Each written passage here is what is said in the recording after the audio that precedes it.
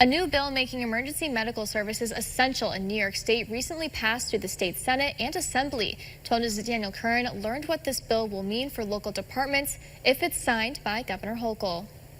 After a new bill passed through the state legislature with bipartisan support, New York is set to recognize EMS as essential services throughout the state.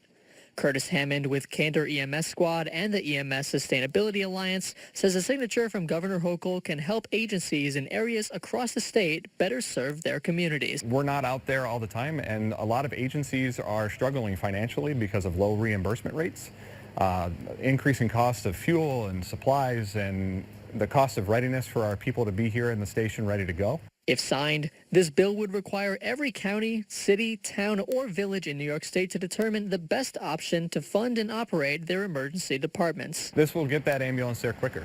You know, the municipalities can figure out what they need, so this gives them that option to contract differently and allow for quicker response to those people who might need an ambulance. Hammond says his department in Candor made a deal 5 years ago with the town to build a contract where they receive funding to make an ambulance available 24/7.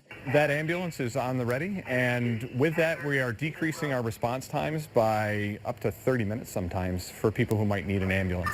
We're out the door in less than 2 minutes, and then we're getting them to the hospital quickly. EMS officials say this bill, if passed, would not only improve emergency response times in underserved areas, but also incentivize workers to fill needed jobs. We're seeing less and less people do this job. So being able to fund payroll to supply the providers for these rural companies is going to be beneficial to all those who are struggling to see a reasonable time response out of an ambulance. Hammond says this bill gives power to local municipalities, as not every station would require the same solution to adequately provide essential EMS services.